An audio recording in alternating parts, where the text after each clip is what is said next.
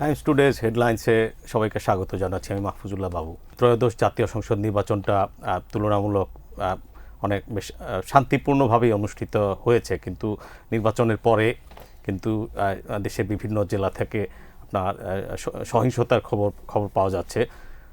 আমার সঙ্গে স্টুডিওতে আছেন আমাদের ক্রাইম চিফ জনাব কামরুজ্জামান খান, তার কাছ থেকে আমরা শুনবো। আপনি জানেন যে এবার মানুষের বহু কাঙ্ক্ষিত একটি নির্বাচন গত 12 তারিখে সম্পন্ন হয়েছে। মানুষের যে প্রত্যাশা ছিল যে নির্বাচনটা অবাধ মানে শান্তিপূর্ণভাবে হবে, কোনো ধরনের বিশৃঙ্খলা ছাড়া, সেটা হয়েছে। কিন্তু নির্বাচনের পর আপনি জানেন যে দেশের 19টি জেলাতে বিভিন্ন রকম সহিংস ঘটনা ঘটেছে। বিচ্ছিন্ন এসব ঘটনাতে এক শিশুসহ 3 জন নিহত হয়েছে, আহত হয়েছে প্রায় শতাধিক। এখনও বিভিন্ন জায়গা থেকেই সংঘর্ষের খবর পাওয়া যাচ্ছে, ভাঙচুরের খবর পাওয়া যাচ্ছে। বিশেষ করে যারা বিজয়ী হয়েছে তাদের বাড়িতে, তারা পরাজিতদের বাড়িতে হামলা করছে বলে রাজনৈতিক দলগুলোর পক্ষ থেকে অভিযোগ করা হয়েছে। এনসিপি কয়েকটি জেলাতে অভিযোগ করেছে, রংপুরে, পঞ্চগড়ে অভিযোগ করেছে তাদের নেতাকর্মী সমর্থকদের বাড়িতে হামলা হয়েছে। বিএনপির পক্ষ থেকেও বিভিন্ন জায়গায় আবার হামলা করা হয়েছে। জামাতের লোকজন তাদের পাল্টাপাল্টি অভিযোগ, যেটা পুরানো ছিল সেই পুরানো ধাঁচের অভিযোগ এবারও আবার নতুন করে বিভিন্ন জেলাতে আমরা শুনতে পাচ্ছি আর কি। এই অবস্থায় আইনশৃঙ্খলা বাহিনীর পক্ষ থেকে নির্বাচনের জন্য যে প্রায় 10 লক্ষ ফোর্স যৌথ বাহিনী মাঠে ছিল, আজকেই তাদের শেষ দিন হয়ে যায় হিসেবে। 7 দিনের জন্য তো তারা মাঠে ছিল, যৌথ বাহিনী, সেনাবাহিনী, বিজিপি, পুলিশ তো এমনি থাকেই থানাতে, র্যাব এরা থাকে, এরা মাঠে রয়েছে। পরিস্থিতি সামাল দেওয়ার জন্য আইনশৃঙ্খলা বাহিনীর পক্ষ থেকে সর্বাত্মক চেষ্টা করা হচ্ছে। তাদের যে আপনার ফিল্ড স্টেকে এক্সটেন্ড করার কোনো পরিকল্পনা অন্তর্বর্তী সরকারের কাছ থেকে আপনারা শুনেছেন কিনা? না, এখন পর্যন্ত পুলিশ এবং আইনশৃঙ্খলা বাহিনী যদি পরিস্থিতি আরেকটু বেশি ঘটনা হয় হয়তো তারা একটু এক্সটেনশন করবে, বাট পুলিশ ব্যাপকভাবে চেষ্টা করছে যেন পরিস্থিতি আর না বাড়ে, যে পর্যন্ত হয়েছে সেই পর্যন্ত থাকে। আর এর মধ্যেই তো আসলে সরকার গঠনের বিএনপি সংখ্যাগরিষ্ঠতা পেয়েছে। তারা শুনলাম যে সকালবেলা আগামী সোমবারে সকালে সংসদ সদস্যদের শপথ আছে এবং বিকালে মন্ত্রিপরিষদ গঠন হবে। এই অল্প একটু সময় বাকি আছে, তার মানে আজকে শনিবার। এই সময় অল্প সময় বললেও আইনশৃঙ্খলা বাহিনীর জন্য অনেক সময়। এই অবস্থায় দেশে পুলিশের তৎপরতাটা আবার জোরদার আরও বাড়ানো হয়েছে। পুলিশ তো ভোটের দিকে একটু বেশি জোর দিয়েছিল, তো এখন আবার আইনশৃঙ্খলার দিকে তারা নতুন করে চোখ রাখছে। হামলাগুলো কারা করছে, কারা হামলার শিকার হচ্ছেন, এই প্যাটার্নগুলো কি আমাদেরকে আপনি জানাতে পারেন কিনা? 19টা জেলাতে কিন্তু ঘটনা ঘটলেও একটা জেলাতে একাধিক ঘটনাও ঘটেছে, একাধিক আসনেও ঘটনা ঘটেছে। এর মধ্যে যে বাগেরহাটে নিহত হয়েছে একজন স্বতন্ত্র প্রার্থীর সমর্থক, ওই স্বতন্ত্র প্রার্থী ছিল বা বিএনপি বিদ্রোহী প্রার্থী। ইয়েতে ময়মনসিংহেও যে শিশুটি মানে নিহত হয়েছে, প্রত্যেকটা মৃত্যু অনাকাঙ্ক্ষিত শিশু মৃত্যুর ঘটনাটি আরও বেশি বেদনাদায়ক। এই বাচ্চাটা একটা স্বতন্ত্র প্রার্থীর সমর্থকের বাচ্চা, ওই স্বতন্ত্র প্রার্থীদের সমর্থক সেও আহত হয়েছে। এটাও বিএনপির বিদ্রোহী প্রার্থী বলে আমরা শুনেছি। তারা কি বিজয়ী না পরাজিত? পরাজিত। মুন্সিগঞ্জেও স্বতন্ত্র প্রার্থীর একজন সমর্থক সে নিহত হয়েছে। এইখানে হচ্ছে যে সব জায়গাতেই দেখা যাচ্ছে যে বিএনপি ঘটনাটি। আর যারা বরগুনাতে যেমন কিছু হামলার ঘটনা আছে, ঝিনাইদহ, চুয়াডাঙ্গা, বিভিন্ন জায়গাতে আছে, চাঁদপুর, নারায়ণগঞ্জ, ঢাকার পাশে সিরাজগঞ্জ, ঝালকাঠি, নাটোর, মাদারীপুর, অনেক জেলাতেই, চাঁপাইনবাবগঞ্জ, রংপুরের ঘটনাটা তো যে এটা আবার বিজয়ী প্রার্থী যে এনসিপির যে মহাসচিব আক্তার হোসেন, তার সমর্থকদের উপরে কর্মী হামলা হয়েছে বলে, বিএনপি হামলা করছে বলে তিনি দাবি করেছেন। আর হচ্ছে যে সার্জিজ আলম, যে উনি পরাজিত প্রার্থী, পঞ্চগড়ে আলোচিত প্রার্থীদের অন্যতম, তার ওইখানেও সমর্থকদের উপরে একাধিক হামলা ঘটনা তিনি জানিয়েছেন, অভিযোগ করেছেন, এবং তিনি তার সোশ্যাল মিডিয়াতেও এটা তিনি সে প্রতিকার দাবি করেছেন এবং হুঁশিয়ারি উচ্চারণ করেছে বিএনপির উপরে। জামাতে ইসলাম বা বিএনপি তাদের মধ্যে কোনো সংঘর্ষের খবর উঠে আসছে কিনা? এইটা ঘটনাটা, এই যে সংঘর্ষের ঘটনাগুলো, এর মধ্যে বেশ কয়েকটি জামাতের সাথে নির্বাচনের দিন আমরা পাবনায় দেখেছিলাম লাঠিসোঁটা নিয়ে দুই পক্ষের সমর্থকরা মারামারি করছে। হ্যাঁ, সেরকম ঘটনাগুলো আছে ছোটো। এখনও একটু জামাত একটু ডিফেন্সিভ মোডে আছে, যেটা মনে হচ্ছে যে, কারণ তাদের হাইকমান্ড, জামাত তো একটা সিস্টেমেটিক আর একটা সিস্টেমে চলে, তাদের হাইকমান্ড থেকে তো সবাইকে এই ব্যাপারে আবার একটু সংযম থাকার জন্য নির্দেশ দেওয়া হয়েছে এবং পরবর্তীতে কি করা হবে। বিএনপির ক্ষেত্রে দেখা যাবে যে আপনার হাইকমান্ড থেকে নিষেধ করলেও স্থানীয়ভাবে মারামারিতে জড়িয়ে পড়ছে, যেটি জামাতের ক্ষেত্রে খুবই আলাদা। জামাত আবার তো এখন তাদেরকে পরবর্তী করণীয় নিয়ে তারা কনফিউশনে আছে যে দফায় দফায় ব্রিফিং করতেছে পরবর্তী করণীয় কী হবে। যেমন একটু আগে জানতে পারলাম তারা 3টা আসনে নির্বাচন ফলাফল শপথ না নেওয়ার জন্য আবেদন করছে। এই কারণে সবার চোখ হচ্ছে জামাতের কেন্দ্রীয় নির্দেশনার দিকে এবং কেন্দ্রীয় পলিসির দিকে। এই কারণে মানে জামাত একটু ডিফেন্সিভ মুভ। তো জামাত কিন্তু ব্যাপকভাবে বিএনপির প্রতি কঠোর হুঁশিয়ারি উচ্চারণ করেছে, জামাত এনসিপি জোট, যে কোনো ধরনের নেতাকর্মীদের উপর হামলা ভাঙচুর করা হলে পরে কঠিন জবাব দেওয়া হবে, দাঁত ভাঙা জবাব দেওয়া হবে, রাজপথে আন্দোলন করা হবে। বিএনপিকে ব্যাপক চাপের মুখে রেখেছে আন্দোলনের হুমকি দিয়ে। নির্বাচন শান্তিপূর্ণ হয়েছে, কিন্তু কতটা সুষ্ঠু এবং নিরপেক্ষ হয়েছে এগুলো সম্পর্কে মতামত দেন হচ্ছে পর্যবেক্ষকরা, বিদেশি পর্যবেক্ষকরাও এসেছিলেন। সেটি কভার করেছেন শেখ শাহরিয়ার জামান। তার কাছ থেকে আমরা শুনবো পর্যবেক্ষকরা আসলে কি মতামত দিচ্ছেন। আপনি জানেন যে এই 13তম জাতীয় নির্বাচনের আগে আমাদের সরকারের পক্ষ থেকে, ইলেকশন কমিশন এবং পররাষ্ট্র মন্ত্রণালয়ের পক্ষ থেকে বিদেশি পর্যবেক্ষক আসার জন্য আমরা আমন্ত্রণ জানিয়েছিলাম। বিশেষ করে অবশ্যই গোটা জিনিসটাই তদারক করেছে ইলেকশন কমিশন। তার ধারাবাহিকতায় ইউরোপিয়ান ইউনিয়ন তারা টিম পাঠিয়েছে, কমনওয়েলথ তাদের টিম পাঠিয়েছে, IRI US বেসড তারা তাদের টিম পাঠিয়েছে। তো আমরা মোটামুটি বলা যায় যে প্রায় 400-র কাছাকাছি পর্যবেক্ষক এবং 200-র মতো বিদেশি সাংবাদিক তারা বাংলাদেশে এসেছিলেন এই নির্বাচনটাকে পর্যবেক্ষণ করার জন্য। আপনি যেটাই বলেছেন, যেটা দিয়ে শুরু করলেন যে পর্যবেক্ষণ ইলেকশন তো আমরা দেখলাম, এরপরে পর্যবেক্ষণের পালা। তো পর্যবেক্ষণ, প্রাথমিক যে পর্যবেক্ষণ রিপোর্ট, সেটা আজকে 3টা অর্গানাইজেশন দিয়েছে বলে এখনও পর্যন্ত আমরা জানতে পেরেছি। একটা হচ্ছে ইউরোপিয়ান ইউনিয়ন যে ইলেকশন অবজারভেশন মিশন ছিল, তারা তাদের প্রিলিমিনারি রিপোর্টটা দিয়েছে। কমনওয়েলথের পক্ষ থেকে যে টিমটা এসেছিল সেই টিমটাও তাদের আজকে রিপোর্ট দিয়েছে। আর এছাড়া IRI তাদের রিপোর্টটা প্রকাশ করেছে। সবচেয়ে বড় পর্যবেক্ষক দল কিন্তু এসেছে ইউরোপিয়ান ইউনিয়নের থেকে, প্রায় 200-র বেশি, যেটা আমাদেরকে জানানো হয়েছে। তো তাদের যেটা বড় একটা বৈশিষ্ট্য ছিল, তারা গোটা 64টা ডিস্ট্রিক্টই কাভার করেছে এবং তাদের যেহেতু বড় লোকবল ছিল, তারা প্রচুর সেন্টার ভিজিট করেছে এবং আমাদেরকে যেটা বলা হয়েছিল যে যেহেতু তাদের 200-র মতো, তারা বিভিন্ন সেন্টারে সকাল থেকেই, ভোটের দিন সকাল থেকে উপস্থিত ছিল এবং যতক্ষণ পর্যন্ত, এবং কিছু কিছু ক্ষেত্রে ভোট কাউন্ট শেষ হওয়ার পরে তারা তাদের পর্যবেক্ষণ শেষ করেছে। তো তাদের নিজস্ব অ্যানালিস্ট ছিল, তাদের মিডিয়া দেখাশোনা করার জন্য মিডিয়াতে ক্যাম্পেইন হচ্ছে, mainstream media, social media. So they have a big set up.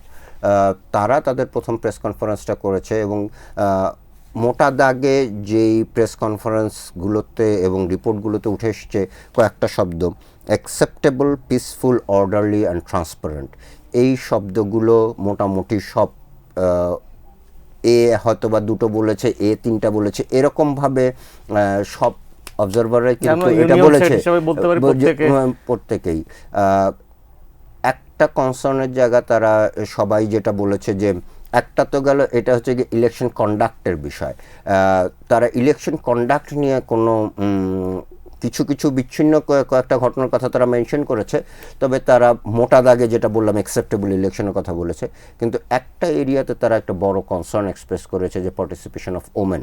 গত 35 বছর ধরেই আমরা নারী শাসিত, মানে আফটার 91 টু 2026 এর মধ্যে যদি আপনি এই 35 বছর দেখেন, আপনি হাতে গোনা 2-1টা বছর বাদ দিলে গোটাটাই কিন্তু আমরা নারী শাসিত। কিন্তু এই 35 বছর পরেও আমাদের এইবারের পার্লামেন্ট ইলেকশনে total number of candidates, women candidates is 4%, এবং তারা এটাকে খুবই হতাশাজনক বলেছে এবং তারা তাদের এখনো সুপারিশমালা দেয়নি। Percentage less than 3%। অ্যাকচুয়ালি এখানে তো মোট 7জন হলো, যদি আমি এটা ধরি যে 2% জাস্ট অ্যাবাভ 2%।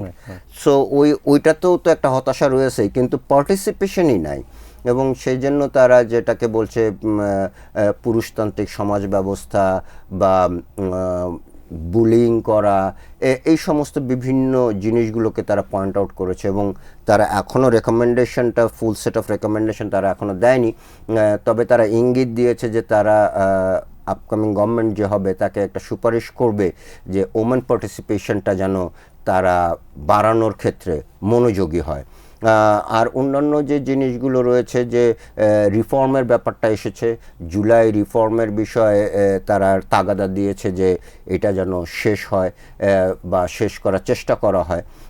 এই দুটো এরিয়া আদার দেন ইলেকশন, ফরওয়ার্ড লুকিং যদি আমি বুঝে থাকি, তো ফরওয়ার্ড লুকিংয়ে একটা women participation in the society and the political process এবং রিফর্ম, এই দুটোর বিষয়ে তাদের সুনির্দিষ্ট বক্তব্য ছিল। আওয়ামী লীগকে ছাড়া এবং তাদের যেহেতু একটা সমর্থক গোষ্ঠী আছে দেশে, জি, অবশ্যই। তাদের বাদ দিয়ে ইলেকশন প্রসেসে তো তাদেরকে লিগালি আপনার অ্যাটেন্ড করতে দেওয়া হয়নি। যদি এমন হতো যে তাদেরকে আপনার যে ইলেকশনে পার্টিসিপেট করা তাদের জন্য ওপেন ছিল, কিন্তু তারা যদি মামলার আসামি হন তারা জেলে থাকবেন, সেটি ভিন্ন বিষয়। এটি বিদেশিরা কেউ চ্যালেঞ্জ করেছে কিনা বা এই ব্যাপারে তাদের না, concern? এই ক্ষেত্রে যেটা আসছে যে এটা আমাদের পক্ষ থেকে কোশ্চেন ছিল, আওয়ামী লীগের পোর্শনটা ওভাবে আসেনি। As a matter of fact it's a reality. Awami লীগের বিষয়টা তারাও জানে এবং তারাও বলেছে যে এটা তো রিয়ালিটি, যে সে তো তার কার্যক্রম তো নিষিদ্ধ, কাজে সে যে পার্টিসিপেট করবে না, they knew that. Even then তারা এখানে এসেছে, এটা জেনে শুনেই তারা এসেছে, কাজে they accepted that. But at the same time having said that, তাদের অন্তত কমনওয়েলথের পক্ষ থেকে যেটা বলা হয়েছে আর কি, যে উনি একজন পলিটিশিয়ান, যে লিডার, উনি হচ্ছেন ঘানার ফর্মার প্রেসিডেন্ট এবং স্বাভাবিকভাবে একজন পলিটিশিয়ান, তাকেও এই প্রশ্ন করা হয়েছিল আওয়ামী লীগের এই বিষয়টা। তো তখন উনি যেটা রেসপন্স করেছেন সেটা অনেকটা এই ধরনের, যে এইটা একটা রিয়ালিটি, আমরা জানি যে আওয়ামী লীগ একটা নির্দিষ্ট কারণে এখানে পার্টিসিপেট করতে পারে নাই, তবে ভবিষ্যতে তারা একটা ইনক্লুসিভ এনভায়রনমেন্টে ইলেকশন করার বিষয়ে তারা একটা সুপারিশ করবে, এটা উনি জানিয়েছেন। বাট ইউরোপিয়ান ইউনিয়ন বা IRI সেরকমভাবে আওয়ামী লীগের বিষয়ে তাদের কোনো মন্তব্য তারা দেয়নি। ব্যাপক জল্পনা কল্পনা চলছে আসলে রাজনৈতিক মহলে, জনগণের মধ্যেও আসলে মিডিয়া রুমগুলোতে সবখানেই, যে বিএনপি সরকারের ক্যাবিনেট কাদের নিয়ে গঠন হচ্ছে, এর আকার কি হবে। স্টুডিওতে আমার সঙ্গে আছেন আমাদের কনসাল্টিং এডিটর জনাব ইলিয়াস খান, তার কাছ থেকে আমরা কি কি ইনসাইট পাই দেখি। আপনাকে ধন্যবাদ। হ্যাঁ, মন্ত্রিপরিষদ এটি ব্যাপক আলোচনা হচ্ছে, কারণ আমাদের দীর্ঘ প্রতীক্ষার পর নির্বাচন হয়েছে। নির্বাচনে আপনি জানেন যে বিএনপি অ্যাবসলিউট মেজরিটি পেয়েছে, এখন তারা একাই সরকার গঠন করতে পারবে। তো সরকার গঠন করতে গেলে কাদের নিয়ে হবে এই আলোচনা কিন্তু আজকে 12 তারিখ থেকেই হচ্ছে। তো আমি যতটুকু শুনেছি, এই মুহূর্তে প্রথম দিকে 32 থেকে 40 জন মন্ত্রী করা হবে, আর কেউ কেউ হতে পারেন মন্ত্রীর মর্যাদায় উপদেষ্টা। আপনি জানেন বিএনপির যে স্থায়ী কমিটির সদস্য আছেন, সবাই কোনো না কোনো অবস্থায় মন্ত্রীর মর্যাদা ভোগ করবেন। মন্ত্রী হবেন কয়েকজন হয়তো উপদেষ্টা হবেন, কারণ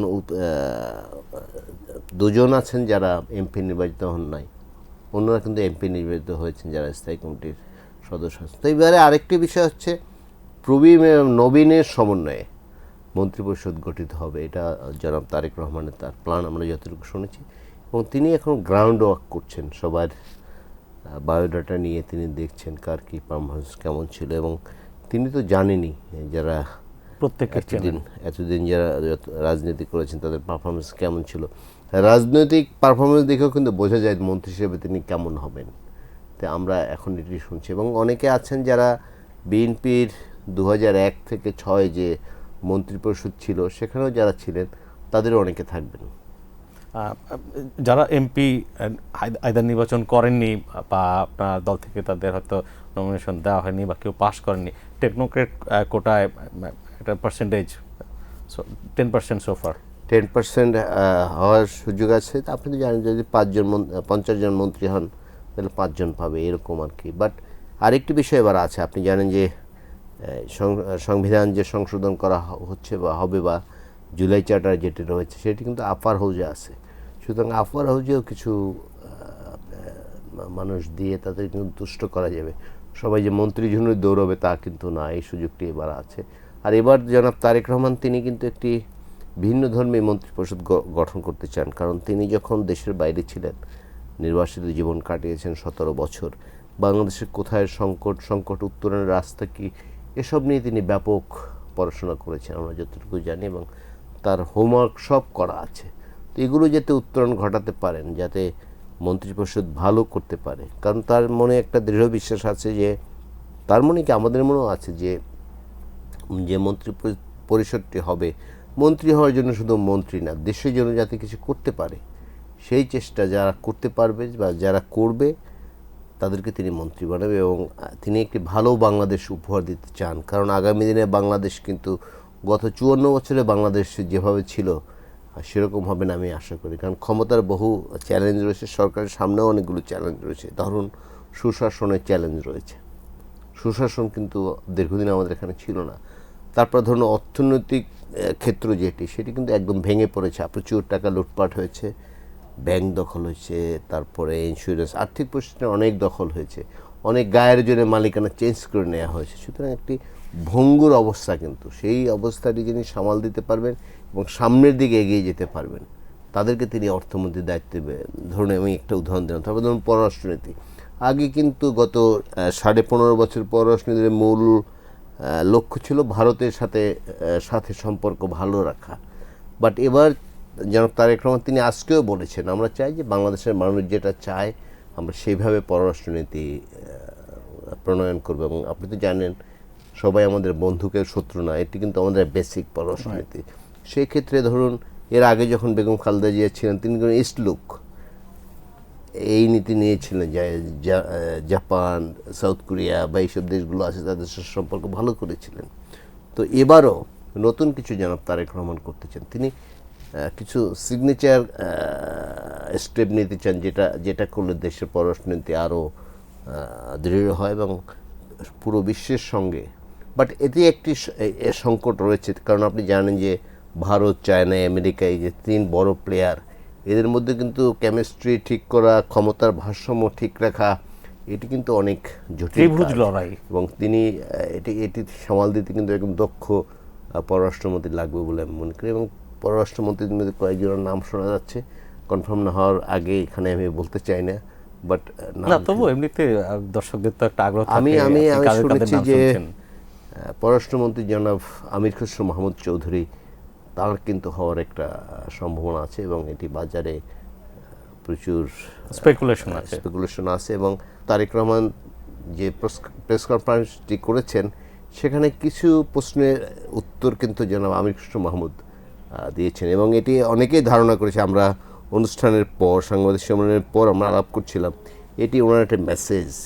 কারণ ভারতের সাংবাদিক যারা আসছেন তারা কিন্তু পররাষ্ট্রনীতি নিয়ে অনেক প্রশ্ন করেছেন, সেই প্রশ্নের উত্তরগুলি কিন্তু অনেক ক্ষেত্রেই আমির খসরু মাহমুদ চৌধুরী সাহেব দিয়েছেন। তিনি বাণিজ্য মন্ত্রী ছিলেন দেশের, তিনি বাণিজ্য মন্ত্রী, এই জন্য ভাবা হচ্ছে যে তিনি পররাষ্ট্রমন্ত্রী হতে পারেন।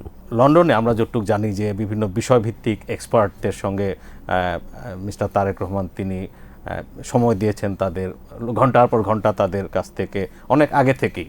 এবং আরেকটি বিষয় আপনি জানেন নিশ্চয়ই, সেখানে যারা মেধাবী ছাত্র ধরুন অক্সফোর্ড, ক্যামব্রিজে যারা পড়ে তাদের সাথে কিন্তু তিনি, অক্সফোর্ড ক্যামব্রিজে কারা পড়ে আপনি তো জানেনই, তাদের সাথে নিয়মিত কথা বলতেন এবং তাদের সঙ্গে এক্সচেঞ্জ করতেন যে তাদের মতামত কি দেশের উন্নয়নে।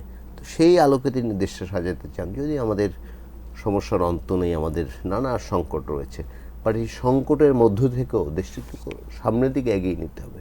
সামনের দিকে এগিয়ে নিতে না পারলে তো মানুষ আরও হতাশ হবে, কারণ দীর্ঘদিন পরে মানুষ ভোট দিয়েছে আর গত 15.5 বছর একদলীয় শাসনের কারণে মানুষের মধ্যে স্থবিরতা এসেছিল। তারা এখন চায় একটা ভাইব্রেন্ট গভর্নমেন্ট।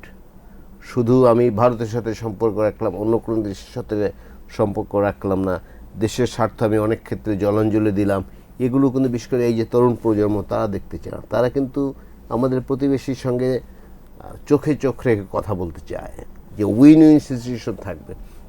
ডিগনিফাইড ব্যালেন্সড পররাষ্ট্র, এরকম না যে আমি ভারতকে যা দিয়েছি কোনোদিন ভুলবে না, এরকম না। আমারও দিতে হবে, ভারতেরও দিতে হবে, না হলে আমিও দেবো না, ভারতও দিবে না। এই তো বাস্তবতা। বাট তার দৃষ্টিভঙ্গি বা আমি মনে করি যে প্রতিবেশী আপনি ইচ্ছে করলে চেঞ্জ করতে পারবেন না। সুতরাং ভারত আমাদের প্রতিবেশী, তিনিও বিশ্বাস করেন। আজকেও তিনি বলেছেন যে আমরা চাই সুসম্পর্ক থাকুক, দুই দেশের সঙ্গে ভালো সম্পর্ক থাকুক।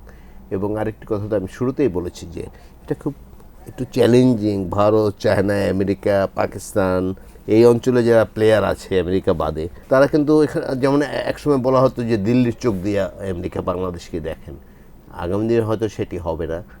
সরাসরি আমেরিকা তার চোখ দিয়ে বাংলাদেশে দেখতে চায়, ভারত দেখতে চায়, চায়না দেখতে চায়। এদের স্বার্থের সংঘাতও আছে, আপনি আর ভালো জানেন। কারণ চায়নার সাথে আমাদের বাণিজ্যিক লেনদেন সবচেয়ে বেশি। ভারতও এক্সপেক্ট করে মার্কিন যুক্তরাষ্ট্র নানা শর্ত দিচ্ছে, তাদের এই পণ্য আনতে হবে। এই যে কদিন আগে আপনি জানেন একটা চুক্তি হয়েছে যে আমেরিকার তুলা আনলে এখান থেকে আমরা গার্মেন্টসের ক্ষেত্রে একটা সুবিধা। তোলা তো যা হোক, এটা একটা অপরচুনিটিও বাংলাদেশের জন্য, যে কিন্তু এর চাইতে ভয়ঙ্কর কিছু বিষয় আছে, যে যদি বাংলাদেশ আপনার তৃতীয় কোনো দেশের সাথে মুক্ত বাণিজ্য চুক্তি বা তার সাথে আমদানি কিংবা রপ্তানির বিষয়ে যায় এবং এটি যদি মার্কিন স্ট্যান্সের এগেইনস্টে যায়, তো বাংলাদেশ তাহলে চুক্তি অনুযায়ী কিন্তু আমেরিকাকে ফলো করতে বাধ্য থাকবে। আদারওয়াইজ আমেরিকা আবার সেই এটা তারা বিভিন্ন দেশের কথা বলে, বাট তাদের মূল টার্গেট কিন্তু চায় না। যেমন আমাদের যে আর্মস আনা হয় চায়না থেকে আমাদের সেনাবাহিনীর জন্য, হয়তো আমেরিকা এক্সপেক্ট করে যে সেটা আমেরিকা থেকেও আমরা আনি, বাট দামে কিন্তু আকাশ পাতাল। সুতরাং খুব ব্যালেন্স পলিটিক্স তাকে করতে হবে। আমাদের মতো ছোট দেশের কোনো দেশের সঙ্গে বিরোধ বাঁধিয়ে কিন্তু টিকে থাকা খুব কঠিন। নানাভাবে আমাদের সমস্যা ক্রিয়েট করতে পারে, বাণিজ্য ক্ষেত্রে করতে পারে, নানাভাবে পারে। বাট আগামী সরকার কিন্তু সেটি চাচ্ছে না। যেভাবেই হোক যাতে একটা ব্যালেন্সিং সম্পর্ক থাকে সব দেশের সঙ্গে। দু একদিনের মধ্যে আমরা সরকার পাচ্ছি, তারা চেষ্টা করবে বলে আমি মনে করি।